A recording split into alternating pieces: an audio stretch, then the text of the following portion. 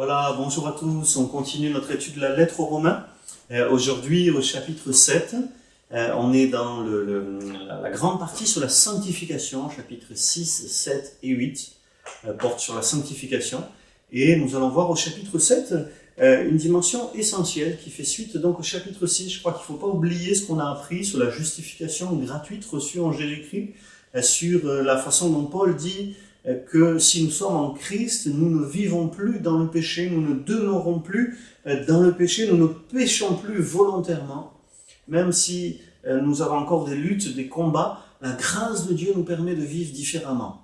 Et le chapitre 7 semble paradoxal dans cette perspective, et je vais essayer de l'expliquer en le lisant avec vous. D'abord, l'apôtre Paul montre qu'on est non seulement libéré du péché en Christ, mais aussi libéré de la loi. Au chapitre 7, « Ignorez-vous, frères, je parle à des gens qui connaissent la loi, que la loi régit l'homme aussi longtemps qu'il vit. » Il donne là l'exemple d'une femme mariée qui est liée par la loi à son mari tant qu'il est vivant. Mais si le mari meurt, elle est dégagée de la loi qui l'a liée à son mari. Si donc du vivant de son mari, elle devient la femme d'un autre homme, elle sera appelée adultère. Mais si le mari meurt, elle est libérée de la loi. Elle n'est donc pas adultère en devenant la femme d'un autre homme. Donc, il explique, il dit, au fond, la loi elle-même explique que quand une femme est mariée, elle ne peut pas avoir un autre homme, c'est un adultère. Si son mari est mort, à ce moment-là, elle est libre de se remarier. C'est-à-dire que la mort met fin au lien légal. Le lien de la loi est brisé par la mort. Et il explique qu'il en est de même pour nous. Au chapitre 4, de même mes frères, vous aussi, vous êtes morts à l'égard de la loi, non seulement à l'égard du péché, mais aussi à l'égard de la loi, par le corps du Christ, pour appartenir à un autre, à celui qui est ressuscité d'entre les morts, afin que nous portions des fruits pour Dieu.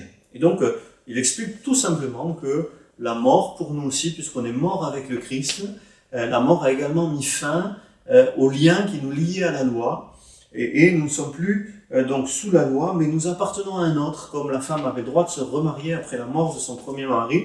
Nous, en quelque sorte, nous sommes mariés avec le Christ, nous étions sous la loi en tant qu'homme naturel, né d'Adam, mais en tant que nouvel homme, maintenant nous sommes mariés avec le Christ et non plus liés avec la loi, afin que nous portions des fruits pour Dieu. Verset 5, « Car lorsque nous étions sous l'empire de la chair, l'emprise de la chair, les passions des péchés, provoquées par la loi, agissaient dans nos membres et nous faisaient porter du fruit pour la mort. » Passion des péchés, sous l'emprise de la chair, fruit pour la mort. Mais maintenant, ça c'est notre vie passée, mais maintenant nous sommes dégagés de la loi, car nous sommes morts à ce qui nous tenait captifs, de sorte que nous servons sous le régime nouveau de l'esprit et non plus sous le régime ancien de la lettre. Et donc Paul établit clairement quelque chose de nouveau dans notre vie, on n'est plus sous la loi, mais on est sous l'esprit, on va le voir au chapitre 8, il va le développer davantage, sous le régime nouveau de l'esprit, on n'est plus lié à une loi, mais on est lié à une dynamique spirituelle du Saint-Esprit, afin de vivre pour Dieu, on n'est plus captif du péché, mais on est libre en Christ. Que dirons-nous donc? La loi est-elle péché? Certes non, c'est-à-dire que c'est pas la loi le problème, et c'est ce qu'il va expliquer ici. Nous sommes libérés de la loi, mais c'était pas la loi le problème. Le problème c'était le péché. Le problème c'était notre nature charnelle.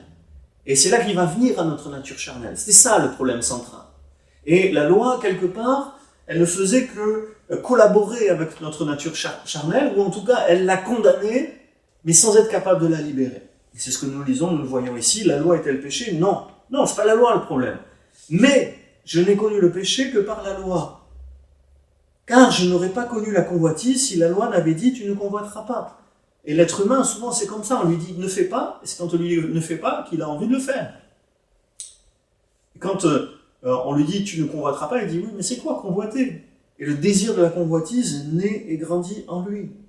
Le péché, profitant de l'occasion, produisit en moi, et Paul personnalise, on est clair, il dit « moi » tout le long de ce chapitre, pour personnaliser son propos quelque part, et parce qu'il est lui-même un être humain aux prises avec ce genre de lutte de combat. Je vais en parler un petit peu plus, et puis par écrit, vous aurez beaucoup plus de détails. Le péché, profitant de l'occasion, produisit en moi, par le commandement, toutes sortes de convoitises. Car sans loi, le péché est mort. C'est-à-dire qu'il y a comme une alliance qui se fait, c'est pas la loi le problème, c'est le péché, mais le péché va utiliser la loi qui interdit. Quand quelque chose est interdit, l'homme va désirer ce qui est interdit, va désirer l'interdit. C'est ce qu'on voit aussi dans le jardin d'Éden avec Adam et Ève. Ils avaient une loi aussi qu'ils ont transgressée, et le diable a utilisé cette loi. Dieu a dit, vous mangerez pas. Voilà, il a utilisé la parole, il l'a déformée. Bien sûr, je ne reviens pas sur tout cet enseignement, mais il a utilisé la parole en la déformant. Et il va utiliser la loi quelque part pour créer de la frustration dans le cœur de l'homme, afin qu'il transgresse l'interdit.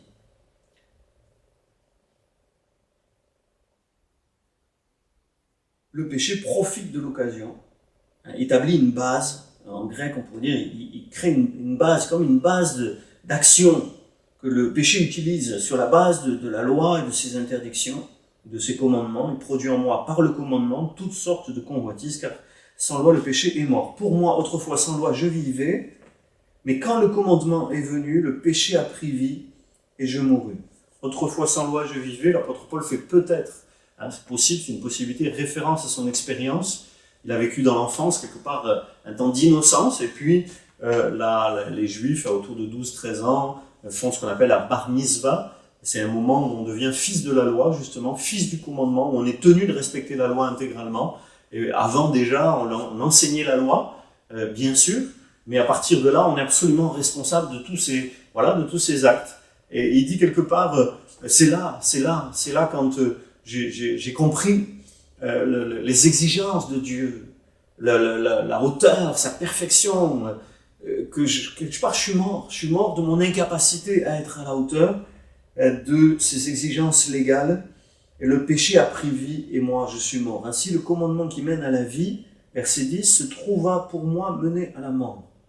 Car le péché, profitant de l'occasion, établissant une base sur cette base-là, me séduisit par le commandement et par lui me fit mourir. Ainsi, la loi est sainte et le commandement saint, juste et bon.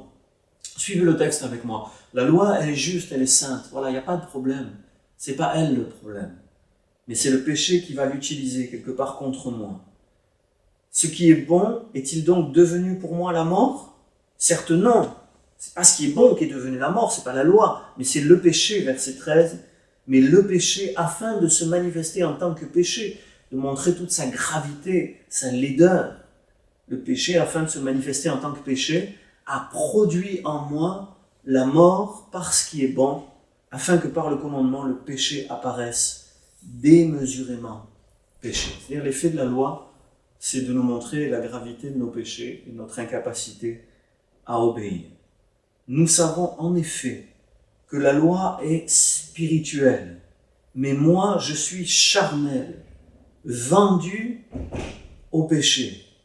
Nous savons que la loi est spirituelle, mais moi je suis charnel. Et donc la loi, elle est spirituelle, c'est moi le problème. C'est moi qui suis vendu au péché. C'est l'être humain dans sa nature personnelle, dans ses limitations, qui est limité par sa chair, par sa nature charnelle. Profondément, l'être humain est corrompu. L'être humain est incapable de faire ce qui est bien. Donc c'est pas la loi, c'est moi le problème. Et là, l'apôtre Paul ici va développer, il y a tout un débat que vous retrouverez par écrit sur le sens de ce qu'il dit ici. Certains théologiens disent que ce que l'apôtre Paul va développer ici concerne uniquement sa vie passée quand il était sous la loi, et ne concerne plus sa vie nouvelle maintenant qu'il a l'esprit du Christ en lui. Et je le crois volontiers, puisque il a montré dans les versets d'avant, voilà, il y a avant sous la loi, et il y a maintenant c'est nouveau. Et puis au chapitre 8, il va développer cette vie selon le Saint-Esprit, on le verra. Donc c'est une lecture juste, je crois.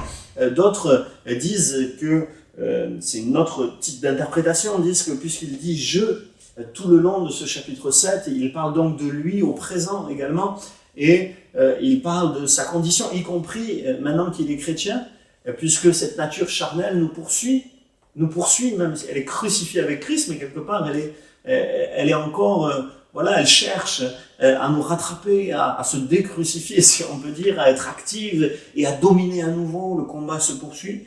Bon, voilà, entre ces deux interprétations, au fond, vous verrez par écrit ce que j'en pense. Moi, je pense que les deux peuvent contenir quelque chose de juste. C'est toujours un combat. Et le chapitre 8 en parle aussi, le combat de la chair et de l'esprit. Mais il y a aussi une réalité, c'est qu'en Christ, on a une personne nouvelle, et l'apôtre Paul, me semble-t-il, a suffisamment insisté pour que l'on comprenne que ce qu'il décrit ici est la condition de l'homme naturel sans le secours de Dieu.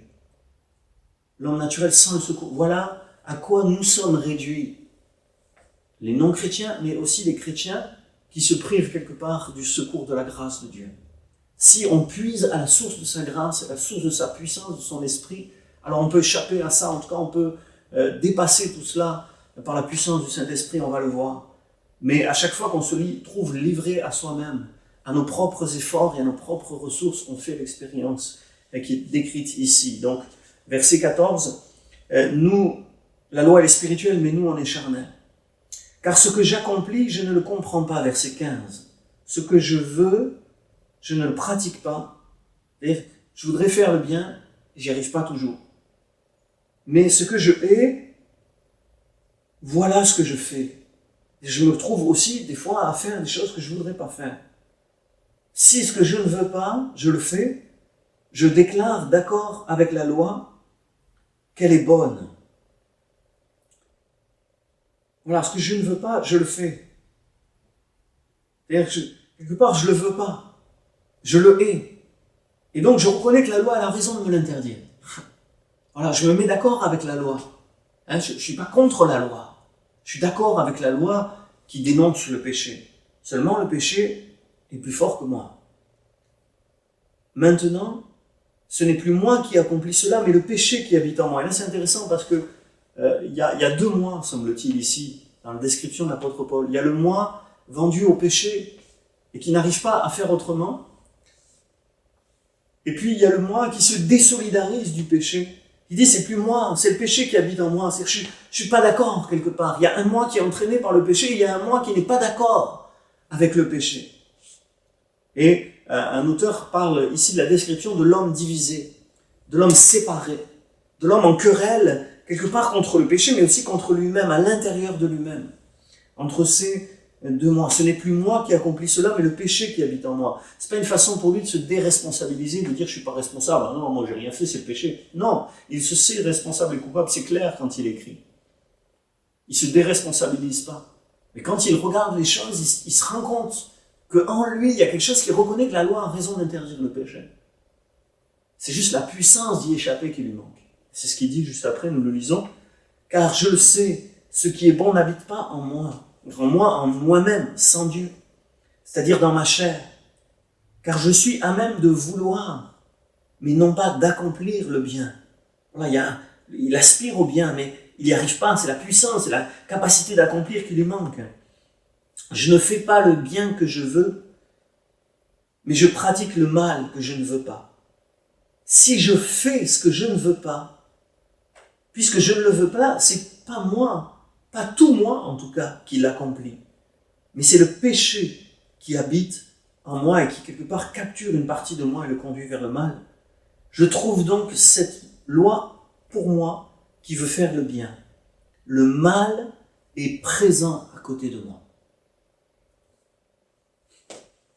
Il y a le moi qui rejette le mal, et puis il y a le mal qui est présent à côté de moi et qui me conduit à pécher. Car je prends plaisir à la loi de Dieu dans mon fort intérieur.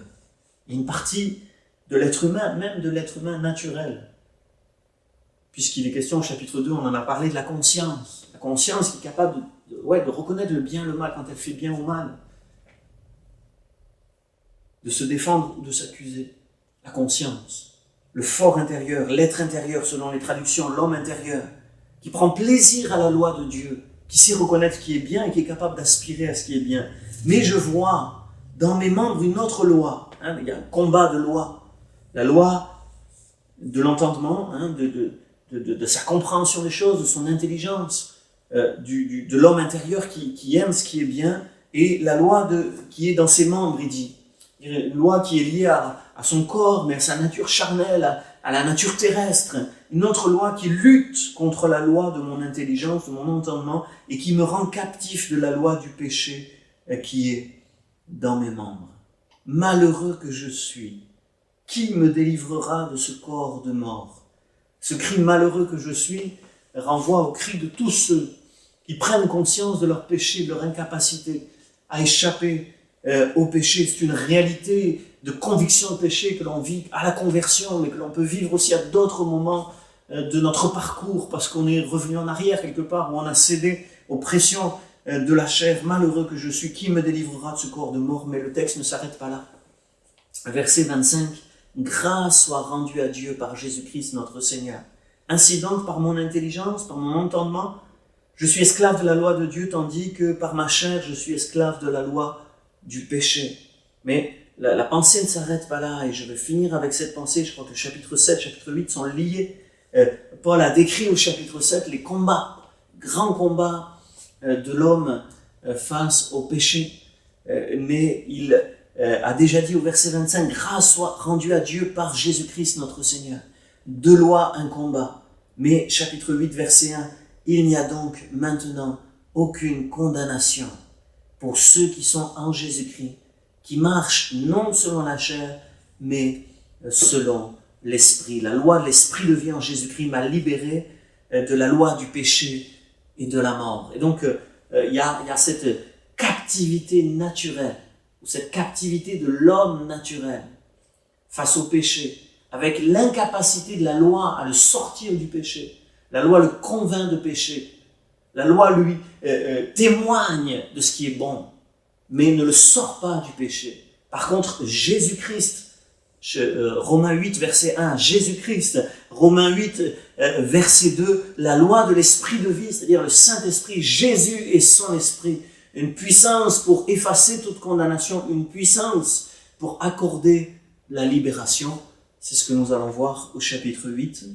Peut-être on peut aussi prier et dire, Seigneur, dans cette lutte contre le péché, il y a peut-être des moments, peut-être quelqu'un écoute avec ce sentiment qu'a eu l'apôtre Paul, et dont s'il a pu l'écrire si bien, c'est qu'il l'a aussi vécu à certains moments, sentiment d'incapacité, d'impuissance, qui nous conduit à tes pieds, Seigneur, aux pieds du Sauveur Jésus-Christ. Seigneur, merci, parce que quand je viens faible et impuissant à tes pieds, j'entends, grâce soit rendue à Dieu par Jésus-Christ. Il n'y a plus de condamnation. La loi de l'Esprit de vie en Jésus-Christ m'a libéré. Il y a une libération de la loi du péché et de la mort. Amen.